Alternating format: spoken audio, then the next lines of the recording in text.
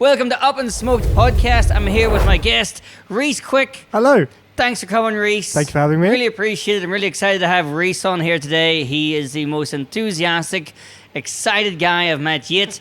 Thanks for coming. I'm glad to claim those titles. That's pretty wonderful. Thanks for having me, though. Yeah, thanks for coming. And you're here today because Reece is a musician, plays all of the time right here in Ram Jam Records in the back in the open mic. Many coming days. Here for how long did you say you've been coming? I played my first live show ever in January 9th, 2022 on that stage in that room. January 2022. Okay, cool. And how did it go? Terribly. Terribly, yeah. All the footage is that your opinion, or did people say that? So the footage is still up of this show. Okay. And so someone recorded it and put it up, unbeknownst to me. But a couple string breaks on stage, had a few issues. Just, you know what, you start somewhere and you see the growth from there, you know. So it was my first show ever, so could have been better, probably. But I think that's the main thing, though. No matter what, if you're... It's better the strings broke on the stage and all that, because then next time you're going to make sure that your strings... it doesn't happen again. I don't know, actually, can you stop your strings from breaking? Probably not. I think... Just make sure you don't have old strings in your guitar. I don't even know how I did it, you know. Like, thinking back, I'm not even sure what events got me there. But, it was a good show. All of my friends, like, up until that point from school and everything were in the room. And, like, it was just an overwhelming show of support from a bunch of random people. Like, they were just there to see me. And... that was wonderful, so that was my first show here. Ever. Yeah, that's cool. And then that was a show of you doing your own songs, or...? I was doing mostly covers, I think. Mostly covers, pretty much an entire set of covers, and then maybe one or two originals, so... But you do actually write songs. I was listening to one earlier. Oh, awesome, yeah. You do write music. Yeah, I mean, now I've kind of started to just do original work only. I tend not to really do covers as much, mostly because I'm a pretty... terrible guitarist when it comes to learning other people's songs. Oh, okay. So, but I just write originals. I just recorded an EP and everything. So, you just recorded an EP? Yeah. So that'll be coming out soon, hopefully. Yeah. Oh, cool. Okay, and where's it? That's going to be on all the things, streaming I guess? services. There you go. All the things. Check it out. Stream Spirals when it comes out. So I was checking out the one I was listening to, Caterpillar. Yeah. What's that about? Is it about an actual caterpillar? It's not actually about a caterpillar. No. Caterpillar is about the repercussions of your actions years after, not moments after. So maybe making a decision that doesn't affect you immediately and then in turn affects you maybe in the future. This is deep. Yeah, a little bit. Yeah, unfortunately. But was it based on an actual decision that you made that years later? Yeah, definitely was based. I was a part of a friends group, and we just had a complete rocky road of a time, you know, for about a year and a half. And some decisions led to some terrible outcomes for them. And but I just had to solidify it down. I think those feelings that I feel, a lot of my songs tend to be deep, but it's mostly because I can't speak those out. Okay. So for me, my alleviation comes from writing it and putting it into a song. So yeah.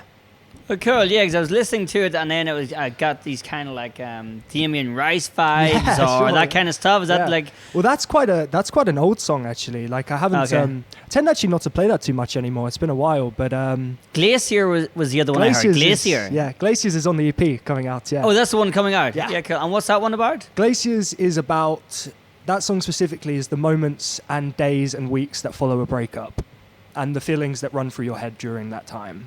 Okay. And that's kind of, at the time when I wrote the EP, I was going through that and just poured my heart and my blood all into this one piece of work. Wow. And that's pretty much what that represents. How does that feel then when you're writing a song about your own actual breakup, and then, I mean, she's going to hear your song, and you've got to try and act cool, don't you? When you broke up, like you don't care, and you're like, oh, I miss her. Yeah, definitely, yeah. It's hard to tell people, I'm all good, and then my songs are like...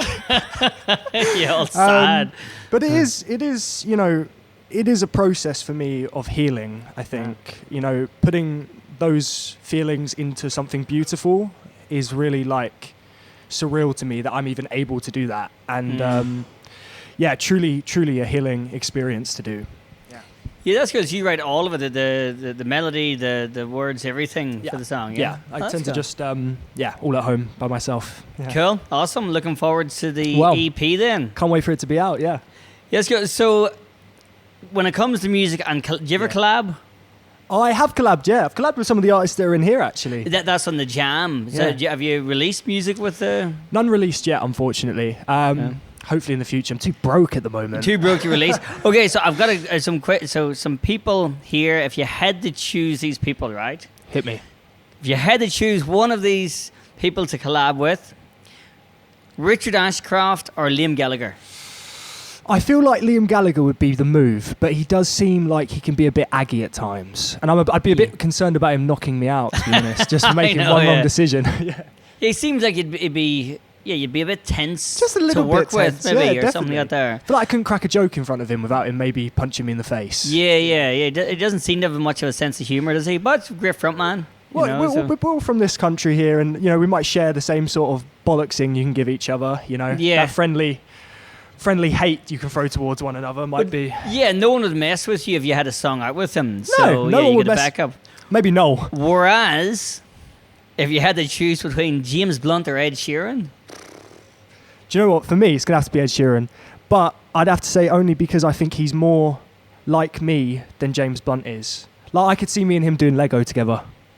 Okay. You know what I'm saying? Like doing a bit of Lego, then collaborating. Do you mean actual Lego or you mean that song? I do mean actual Lego, yeah. I do actually mean Lego. Him. I could see us doing Lego together and then making music together. I could see James Blunt playing with Lego. I'm just not sure he'd be into the same sets I'm into. Okay. You know what I mean? Okay. Fair enough. Taylor Swift or Billie Eilish? Ooh, that's a tough one. Gotta be... A couple of my friends are going to hate me if I don't say Taylor Swift, but I am going to go for Billie Eilish. Okay. I think she's got the most beautiful voice. Maybe... Yeah, she seems a little bit weird, that girl, but do you not think so? I mean, she's got style. She's definitely got style, individuality. Yeah. I seen an interview with the guy Shane Lynch from Boyzone. You probably never heard of Boyzone because this is long before your day. Boyzone, but they still turn up in interviews for some reason, right? And Shane Lynch from Boyzone was saying that he's been in rooms when he was in music, where he's seen them praying to the devil over music. Oh, wow. He said Taylor Swift, he's seen her praying to the devil before releasing music. And he said it's a really big thing in the music industry where it's very satanic. Wow, her okay. And Beyonce. Yeah, and yeah. I mean, everyone always says Jay-Z and Beyonce. It could definitely, there's loads of stuff with the devil and, sold your soul to the devil, to play the strings, Yeah. There's plenty of situations like that. I mean, when I was just starting out, I was playing a show in Hackney, and there was this really lovely gypsy family that really loved my work, and they wouldn't speak to me or come up to me because they really believed that I was sold my soul to the devil. Really? Yeah. Which is Well, what made them say that though? Did you? No, they say just came up to me and went, have you sold your soul to the devil? Which was a really weird thing to hear. And I kind of jokingly said, yeah. I was like, yeah, of course I did, yeah. And then they just all backed away from me and wouldn't speak to me for the rest of the night. So yeah, but I guess that's because people always do say that, isn't it? That there's definitely. That there's so much in it. They've got all of these. They show signs of ritual, especially with Madonna, where she come out on the stage and dresses, acting like the Baphomet and all that kind of stuff. And I don't know if I've taken us in that weird place here. No, we're going there. I mean, you've got the 27 Club. People think are could have sold their souls to the devil. All the artists that have lost their lives to that have been exceptional talents. Because Amy Winehouse is one. I met Amy Winehouse a couple of times before she's famous. You actually met her? A couple of times whenever I was a bartender in the Grosvenor House in the Red Bar in Park Lane. And the first time I met her, I would have been, November 2003. Oh, wow. And she was sitting at the bar with all her friends. She was wearing a baggy grey tracksuit. And she kept ordering Amaretto sours. So I was making her cocktails, giving it to her, and then she kept signing all of the drinks to her room. So I remember looking at her thinking, she must be famous or something like that. So I thought she's a hip-hop artist. Yeah. So I remember she signed her bill in all capital letters, Amy Winehouse. And I thought, I'm going to memorize that name. I'm going to remember that name. Yeah. She's going to pop up somewhere. Then I seen her 3 months later. And I was going back in the same bar, and she's sitting at the bar. She's with a manager or a friend or something, and she was just talking about how happy she was. Wow, And she was saying, "Oh, I'm just so happy. I've got my nice bag." She had a Gucci bag. She was, "I've got this nice bag, and I'm doing all these nice things and stuff." And she was really happy, but she'd lost a lot of weight already. Yeah. And so later on that night anyway, as I was walking into the restaurant, I used to get free taxi vouchers from the hotel, and she came walking through the door at the same time with me, and like she fell against the wall. She was fucking hammered. Yeah. And I still didn't know who she was, but she was singing downstairs for, I think it was BT. She was doing like a corporate gig. And then it was like I went backpacking Australia, and then it was at least a year later whenever I was home, and I remember seeing on television the new album by Amy Winehouse. Wow. And I was like, there's that girl there. I thought she was a hip-hop artist, and she was but I still remember her signing her name in capital letters and me thinking, I'm going to remember her name. Yeah. I mean, you've crossed paths with a legend, you know? Yeah. Well, we tend to go to, you know, the Dublin Castle? Yeah. Like, she used to perform there loads, didn't she? She used to work there, I think. Behind the bar. Is that yeah. Because every time I go, there's like pictures above the bar, and it's like a picture of her like when she was in her like work clothes there, and like signing it to the owner, and like the same owner that works there now. I think she's called Peggy, maybe. Little old lady. Little old lady. Yeah, so sweet. But it's crazy to think that, you know, she's really lived through that. She saw that artist and Madness, of course. And Madness, you got the pictures of Madness and the pictures of Amy Winehouse in there. So cool, man. Yeah, so cool. Because apparently, whenever Amy was big, she'd always perform there as well. And have you watched the movie? No, I didn't watch the movie. Where she would just show up there and she'd get on the stage and she'd sing and she had like her little... Well, Bono, like I was talking to the bouncer at the Dublin Castle, and he was telling me sometimes Bono just pulls up and just gets on, and it's like, oh, okay. It's weird, people try so hard to make their pub all nice and everything else as well to try and get the audience in. They're just busy, they're cool, they're popular, but... They've just kind of left it as if that pub is from 1987 or something like that. Definitely. The Dublin Castle? It hasn't been touched, you know. It's just... When I first come to London, 2001, I would go there and you go down and the toilets would smell and stuff like that there. Oh, like bro, really bad. That's crazy, so bad. I was trying to be nice. Don't be bad. Don't be nice. Meant to, like, your eyes will water. Oh, bro. I like go down there and I'm like shaking. I'm like, fucking hell. I sometimes go in and I hold my breath before I go in the door and try and see if I can pee without opening my mouth. But it's still that way. It's unbelievable. It's more than 20 years now that I've been going there on and off, and it's still the same. Still the same, bro. But I think they say if it's not broken, don't fix it. They know they're busy anyway. They're like, well, nobody's saying anything. Well, someone needs to say something. Seriously, someone needs to say something about it. Somebody must have. And then she's like, well, what's the point of me paying to fix it, you know? Dude, the last time I went in that bathroom, right, I was playing a show there, and I'd stepped in the bathroom, and the light in front of the sink was like flashing, like pulsating. And then everything just smelled, and it was just strobe lights in the toilet. I was like, how am I supposed to use this for what it's meant for? I mean, yeah. But you know, it works for them. They're always been busy. Yeah, as long always, as I've known. constantly. You know, and it's a really good spot for music. So music there's awesome, man. Awesome. Who else is I going to compare you for? Lady Gaga or Miley Cyrus?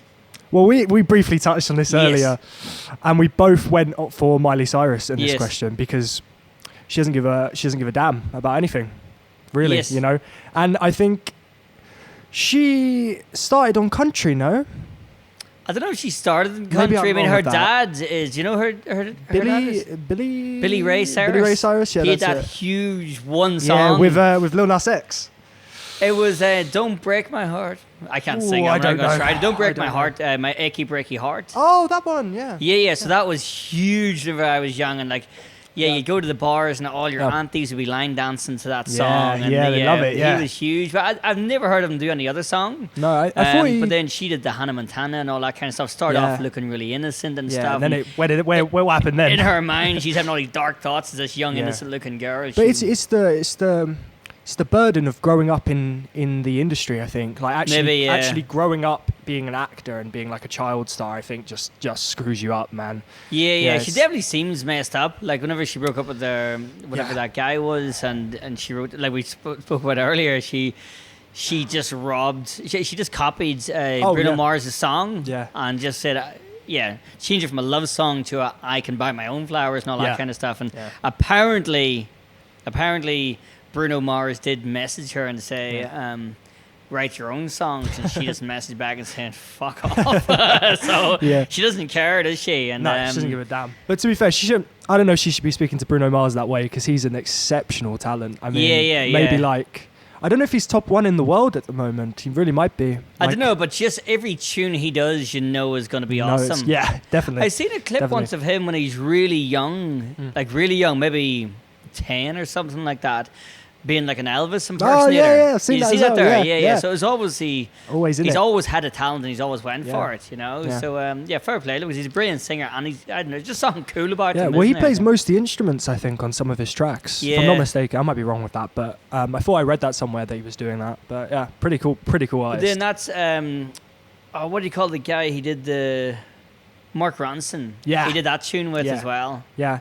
Didn't he work with Amy Winehouse as well, Mark Ronson? Mark Ronson did, yeah. They did something together. Man. Guy's got links to everyone in the industry. I mean, I've actually got a joke about him on the stage that I do on comedy because it was about celebrities who will just say anything to stay relevant to get in the newspaper and stuff like that there. So actually the week that Sam Smith came out as non-binary, Mark Ronson declared that he was sapiosexual. What is that? This was the point of the joke. So in the joke, I just mentioned that he came out as sapiosexual to get in the headline. So I said, his manager will have called him and said, right, look what Sam Smith's done. Came out as non-binary, getting in all the headlines. Everyone's all talking about them, and they're selling lots of records. So you need to come out as sapiosexual. And Mark Ronson would have said, like, yeah, let's do sapiosexual. That's an easy one. Let's go for it. And then for anyone who doesn't know what a sapiosexual is, it's someone who's sexually attracted to intelligence. If you didn't know that, I wouldn't worry too much. Yeah. It's not you they're after. So that was the point of the joke. And then, the point was, I think he ended up announcing he had just said that, that he's not a sapiosexual. Because why would you even come out as that? Not scoobs, man. Yeah, not scoobs. If you're gay, you're going to come out as being gay because you want to have your relationship and be open about it, But if you're sapiosexual, you can go out with a smart person without people knowing that it's because you're sapiosexual. I feel like with sexuality, it's become a thing that's like kind of like publicitized. Like for some reason, I don't know why artists even need to tell people their sexuality. It's like not many people have worked it out. It's like whenever Sam Smith came out as being gay, we're like, yeah, of course. It's like, what are you telling us for? It would be a shock if you had to come out as being straight. That would have got the headlines. I've got a question for you. Just changing the subject. When did you start stand up? When I started stand up, I started. I think I did the course in 2018. Okay. It was 2018, and it was all the signs had kind of pointed I should do comedy.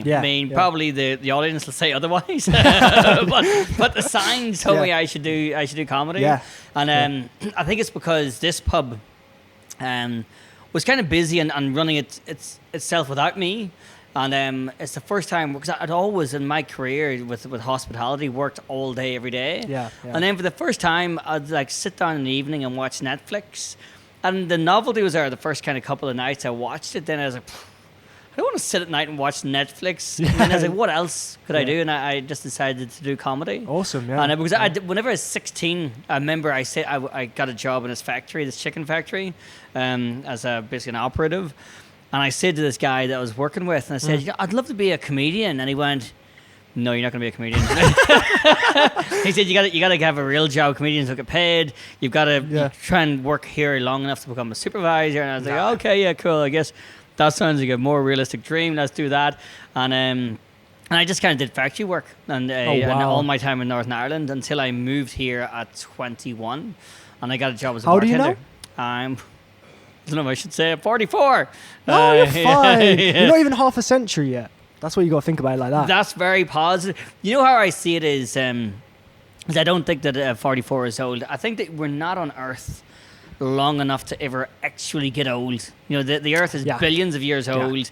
We're here for like 80-something of those years. If we're lucky. Yeah, if you're lucky. So you're not even here long enough to be old at all. People go, I'm old whenever they're like 25. I say it now, man. I say it now at 21.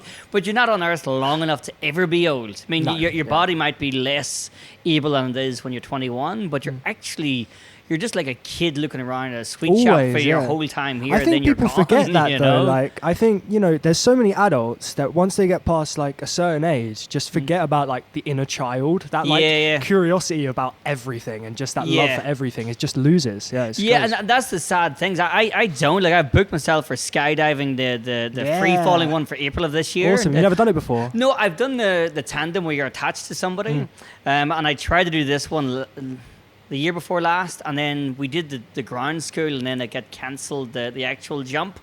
And deep down, I was kind of glad that it got cancelled, but I wanted to do it, and I'd went all the way there. But whenever they said, there's going to be no jump, the weather's not good enough for, like, my asshole stopped going. I relaxed. I untensed for a second, and I thought, right, cool. At least I've got an excuse. How was the tandem? I mean, like, how did you find it? Tandem, it's so funny. We agreed when we were drunk, we were all doing it. It was me and a bunch of English lads and my brother that we were backpacking Australia, and we were in, I think it was Townsville or something like that, and we decided we're going to go skydiving in the next kind of beach place, and we booked it drunk. And the next morning, my brother was totally against the idea. Like, it's the last thing he'd ever want to do.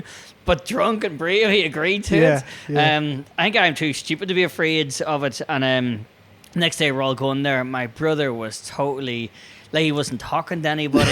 he was like in a serious zone. Yeah. Whenever we got to the place where we're jumping, and I remember me and my brother and the guys, we all got out of the minibus, and one of the English guys pointed to this really old, terrible looking plane and laughed and went, "Does that even fly?" And then the guy goes, "That's theirs," and pointed at me and my brother. That's the one they're going to be jumping out of. So we got in, and as we got up really high, and it was coming close to the time, my brother, I still wasn't talking. The video is funny because the whole way through it, I'm kind of laughing, going, "Woo!" All this here. My brother's just like, pale white, dead silent. Yeah, totally. Yeah. And I was fine until the door opened, and then I got more real. So I kind of lost my enthusiasm for maybe reality sinks in for a moment. Yeah. My brother, when I watched the video back afterwards of him, because we got the video of it, and the guy's got the video on his wrist, the guy who he's jumping with, and shows you my brother's face just before jumping, and you see him actually praying to God, and his lips moving, going,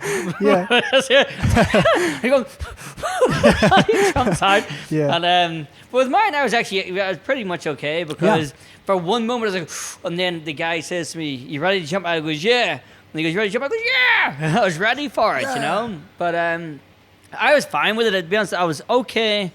The only kind of thing I remember that's negative about it is my ears. Oh, because it's so fast or so high up, whatever. It's like whenever your ears won't pop in an airplane. Yeah. This here is like, it was as if there was plastic bags in my ears going for like a day or 2 days even afterwards.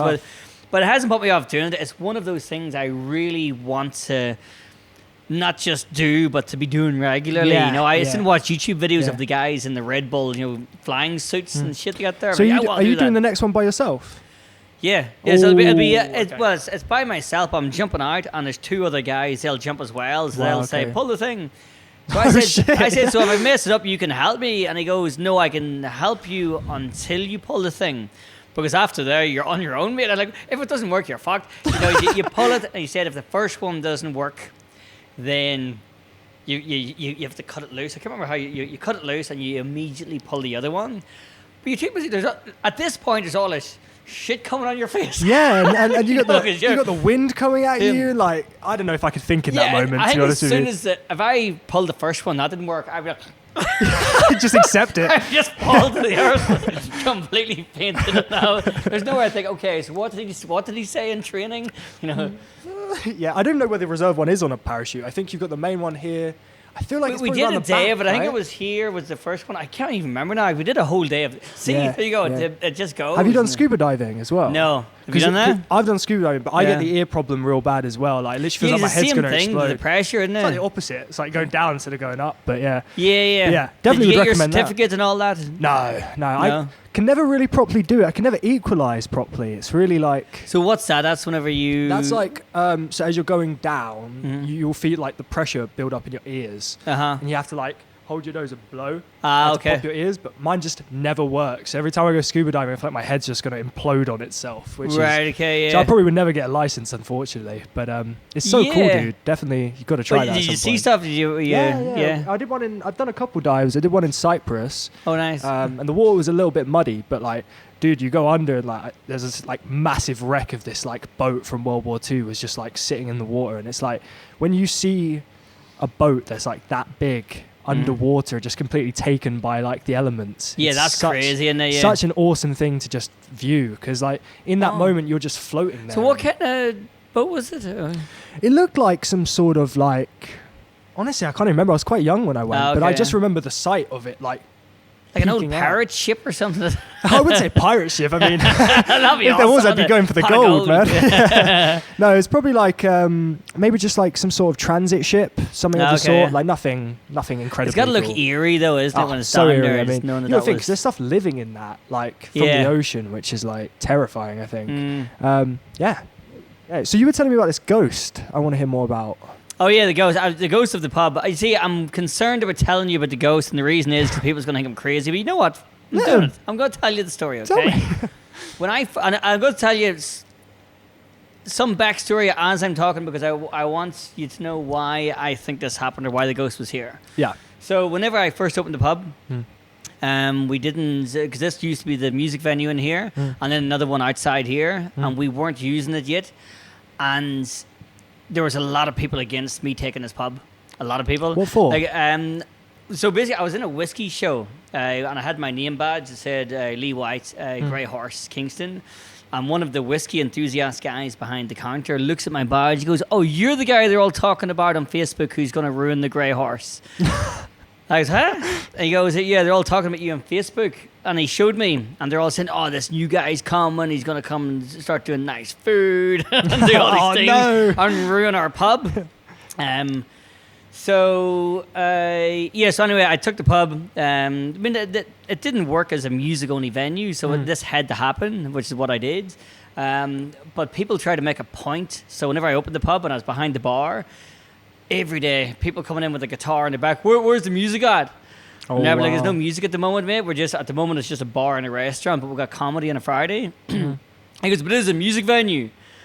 I was like, "Right now it isn't." And I was getting this here like every day. Wow. So anyway, to get to the point of the ghost, I kind of feel like there was a ghost here, and they were mad about me not doing music. So when you did it, does it stop? So what happened was I was downstairs one day in the cellar, and I went to do something, and I don't know if you know the weight of a keg of beer, the real ale. Yeah. I was down there to do something, and one jumped off the ground. There's a full keg. What do you mean jumped? Jumped by at least that much. Oh. Jumped off the ground. So I looked at it, and then jumped off the ground again, and I rubbed my eyes like this, and I thought, am I going mental here? So I looked at it again, and I just like again a massive like bang from in under, and I jumped off the ground and landed. So I looked at it, and I was like, because I can't think of any logical explanation. So I run upstairs, and my old business partner at the time was behind the bar behind the kitchen counter with a couple of chefs. And I told them what happened, and then they all started laughing at me. "Oh, lose his fucking mind." And to be fair, I was working a lot, but I was sure that I was seeing what I was seeing. So I came around and I told Marek, the guy behind the bar, the supervisor, and I told him, and they're all laughing at me. So anyway, like a couple of weeks later, I was down in the cellar again, but this time Marek was there, the bar supervisor, and he's whatever it is, he had tapped a keg we didn't need yet, and I was annoyed at him. So I was like, "What'd you tap that keg for? We've already got one ready to go." And he's like, "Oh, I'm sorry, Lee, I didn't look properly." And then as he's talking, one of the kegs jumped up off the ground again, but like a mighty bang, jumped off the ground, landed. And he looked at me, he goes, "What the fuck's going on?" And then it happened again, and he grabbed me and goes, what the fuck is going on? And then it happened again. I was like, see, fucking told you. That's crazy. And so I came up and I said, tell them what you've seen. So tell them I'm not insane. But I mean, I can't think of any like kind of logical explanation for that, but it doesn't happen now. So I don't know if this has anything to do with the music or if I've just added that bit on to try to explain it. So in my mind, there was an angry ghost who used to come here, listen to the music, and he was making a point, and then we put the music on, and then I haven't heard from him since. Well, that's perfect. We don't need any uninvited guests in here, you know. Yeah. Could be Hendrix coming back just to say, put the music back on now. Yeah. What's the point of having my picture on the wall and no music? Yeah. It's great to see him. I mean, hey, buddy.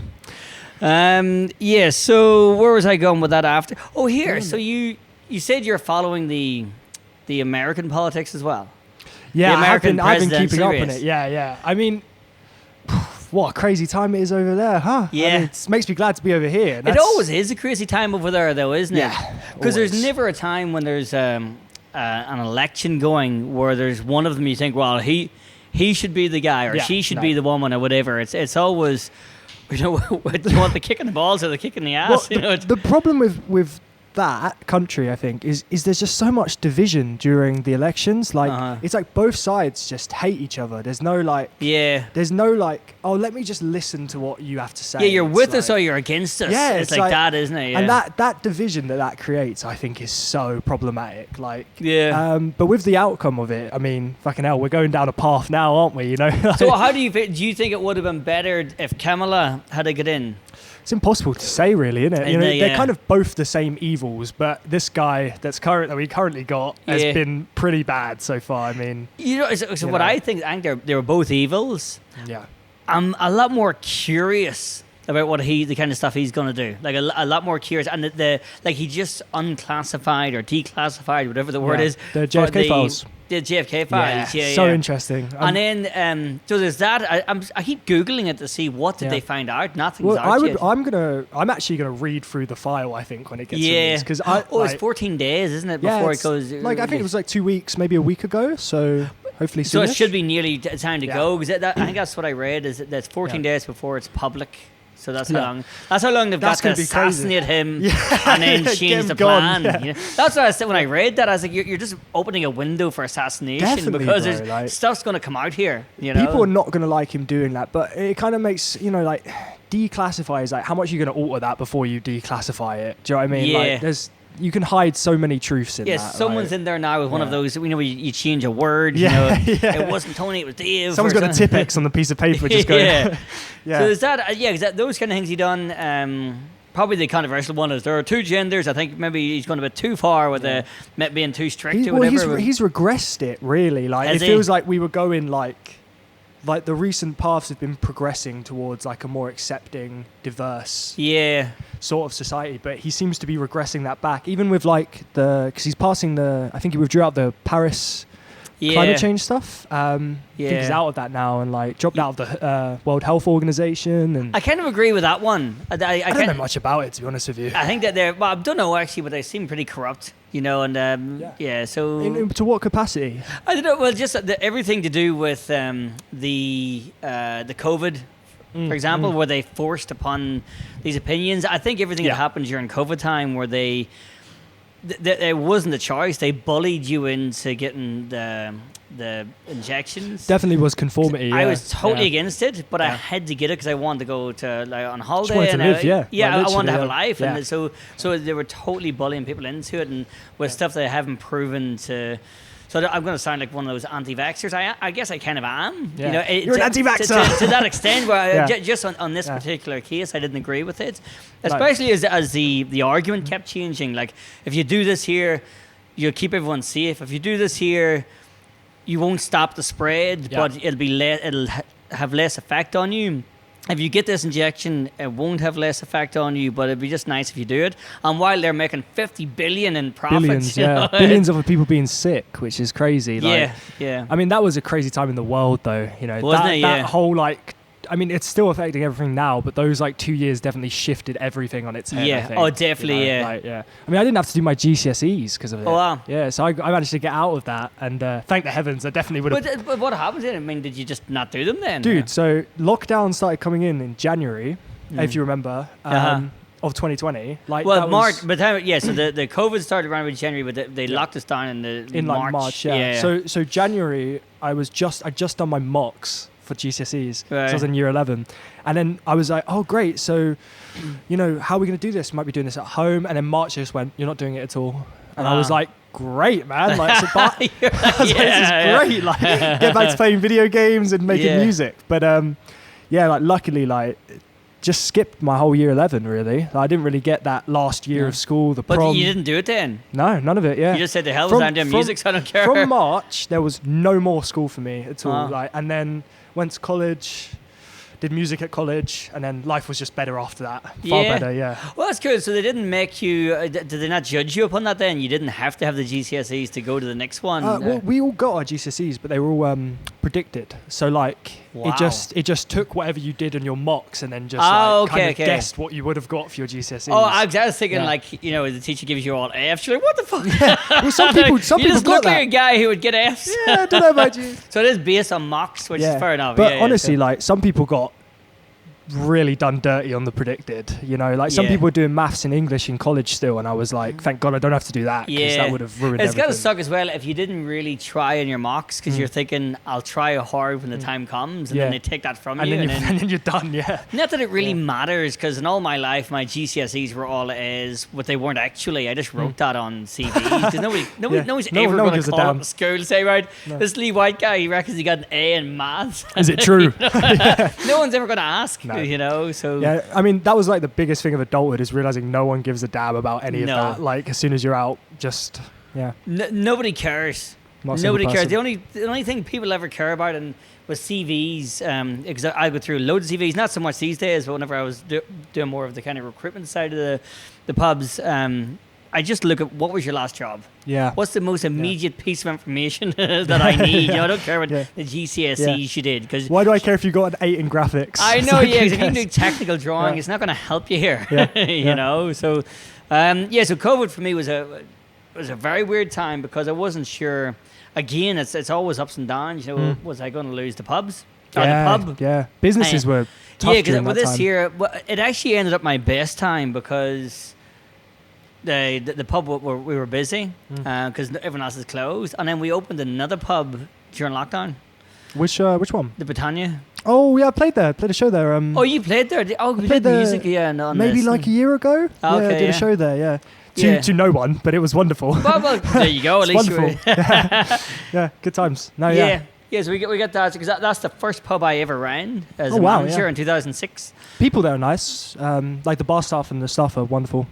Probably gone now, but it's probably. good to know those people back then were good. They were good. The ones a year ago. Well, a year ago, actually, they would still be there. My son, maybe. And I reckon they probably still would be. But not a great deal of equipment there to do music. But no, we don't really do music much there. Yeah, I don't know what compelled them to give me a show there, but it was a good little. Well, good little event. Thanks for doing it. That's the main thing. I enjoyed serenading the people having their dinner. It was. Truly so it was I remember now we were doing like a dining music thing, weren't we? Yeah, might have been something like that. Honestly, I can't even really remember nowadays. I mean, all my memory's gone foggy as I've gotten older. So your memories go as you're getting older. You're 21. Don't say that. No. Don't say that. So what's your next music? You've got a song you're writing at the moment, or?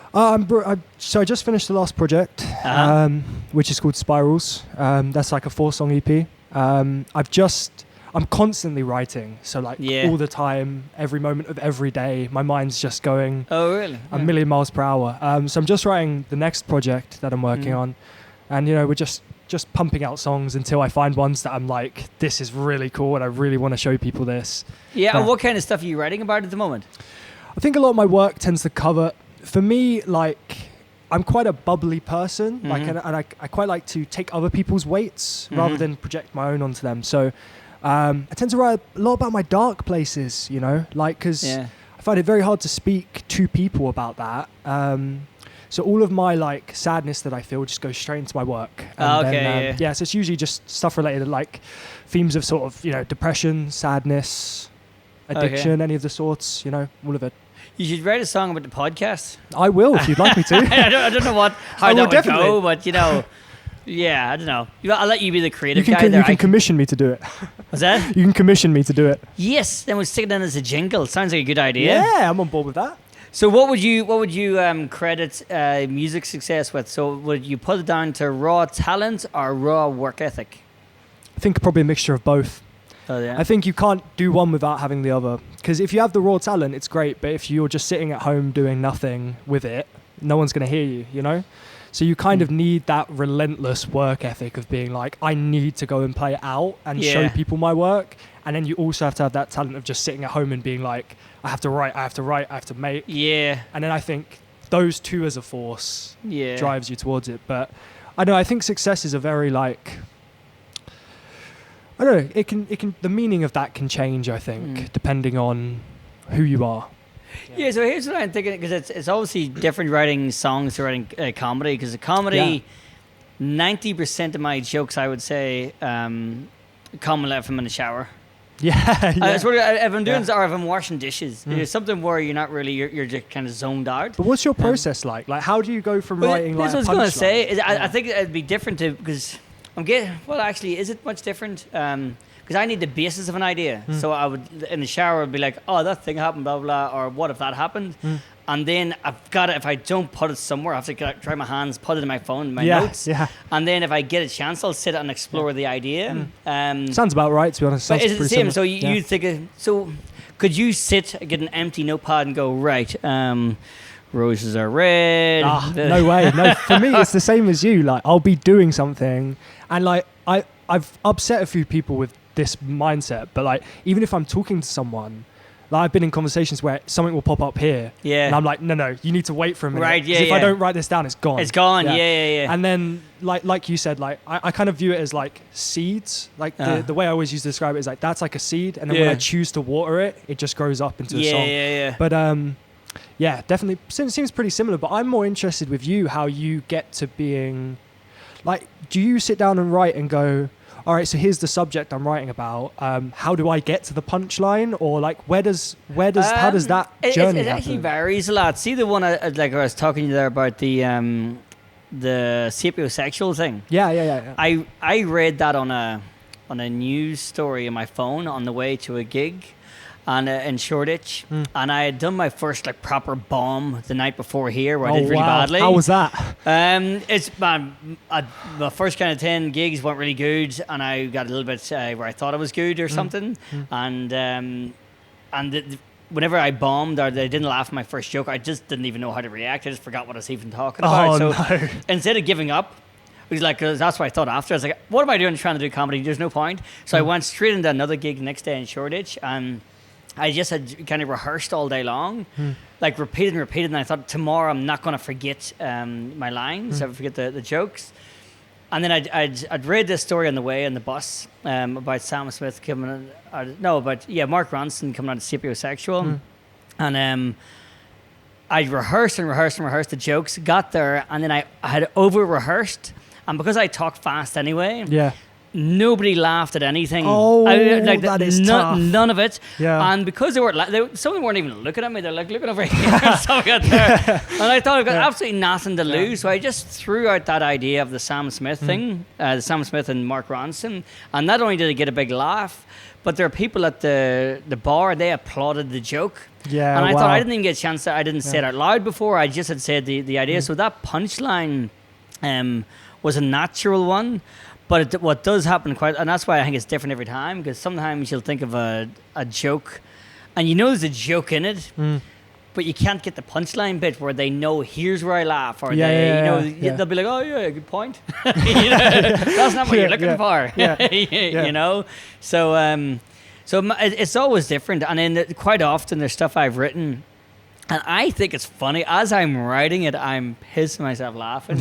And then I'll say it on the stage to silence. And then I've other bits I've written, I'm thinking, I'll put that one in there because I need to fill in the space.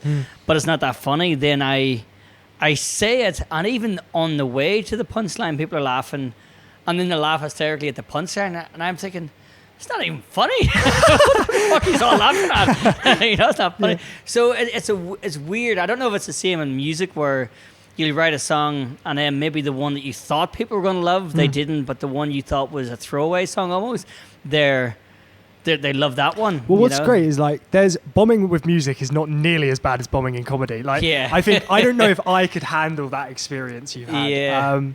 But because if you bomb on a stage, you can have some bad shows, but if you're just playing and you just slightly mess up, you can bounce back and the whole performance isn't affected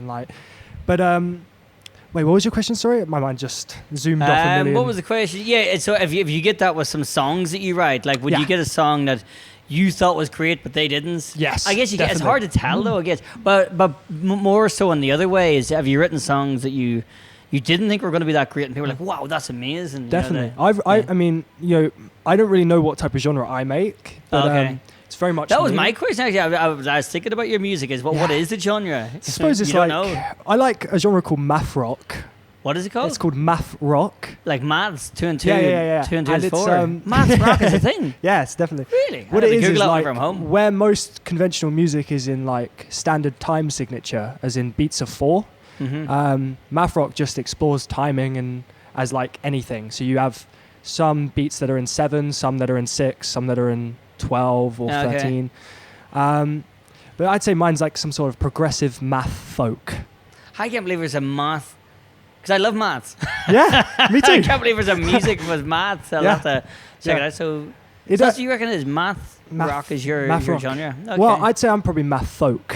But I made that up. Yeah, I thought more folk. Yeah, would be. All my inspirations are from folk, so it definitely falls from there. But yeah, I've definitely had songs where I write them and they feel like me, and not many other people like them. And I've written one that's in my eyes just like a throwaway pop song I could just give to someone, and people are like, "No, that's amazing," and it's I hate it though. I hate it so much.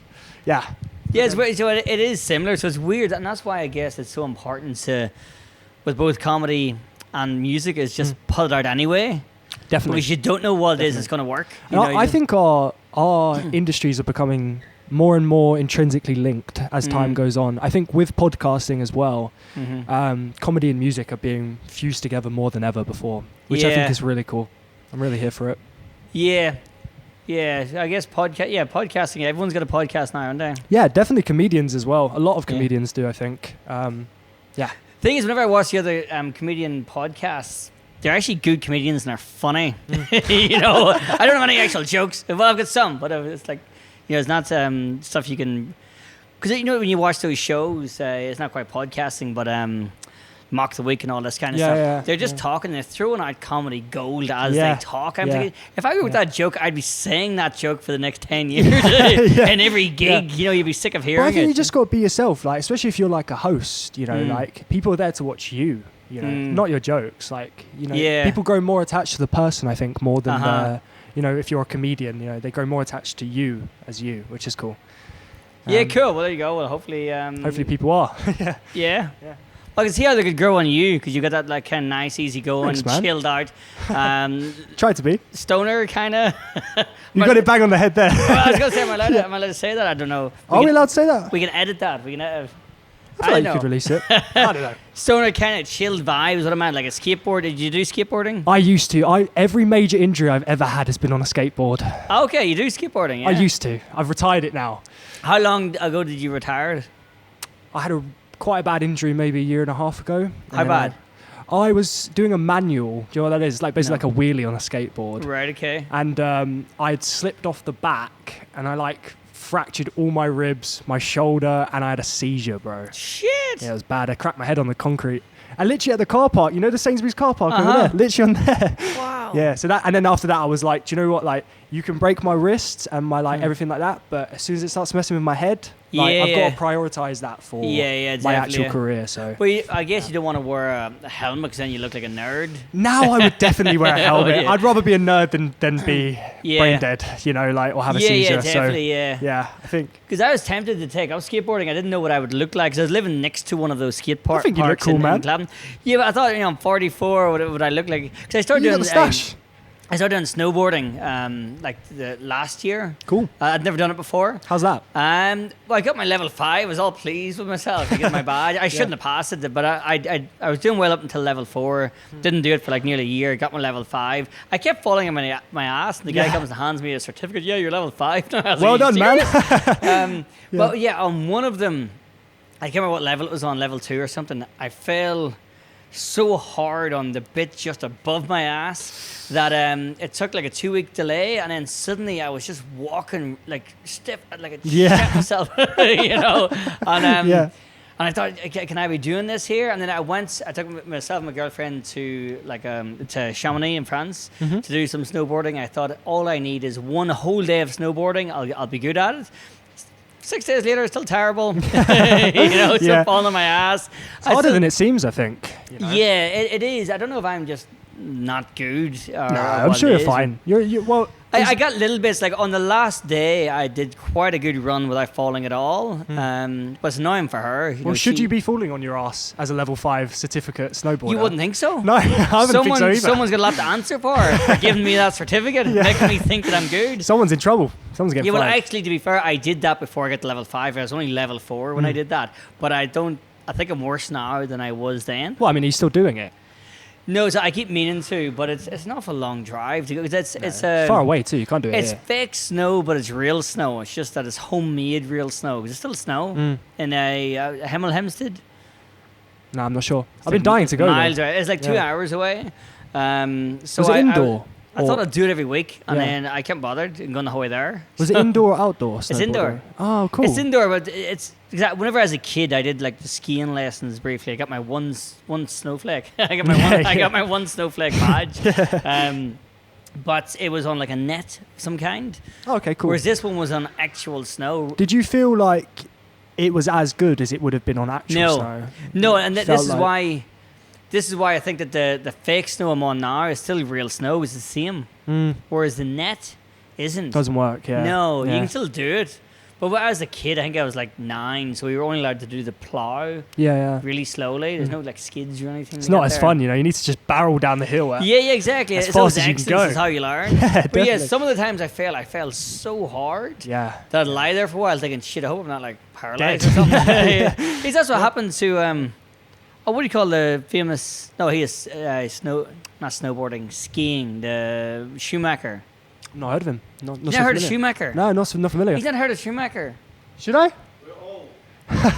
You guys are old as hell, to be fair. He was the number 1 Formula 1 driver. Oh, wow, okay. But I think he was still going at the same time as Lewis Hamilton, but he was number 1, and then he had a skiing accident and then vegetable. Shit. Yeah.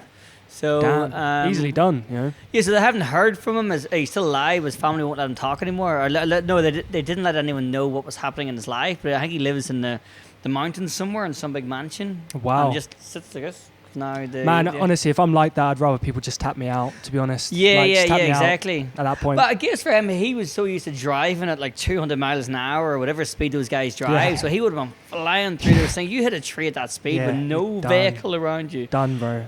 Done, yeah. I think he came off a cliff.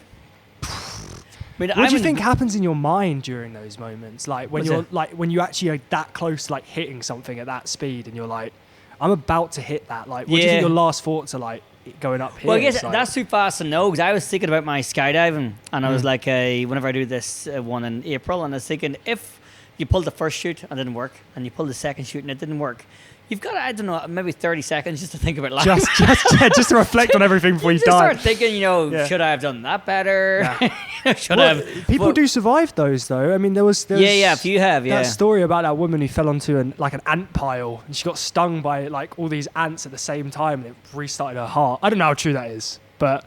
Well, what an impressive story if it is. If it is true, imagine then... telling that down the pub. Yeah, this time I was skydiving. I would have died, but all these ants bit me. They just all bit me at the same time, man. As if, Yeah, so that's the thing. I was always thinking that if if you're skydiving and it hasn't worked, you've just got time just to look at the ground getting closer and just pick. You've also got time to pick which way you want to go. Yeah, and steer it, right? Yeah. Do I want to land on that or I know, that? You'd be looking for a barn, wouldn't you? You know, like the movies, they land in the barn and there's all looking for the something just to land on, you know, which is the easiest way out, you know.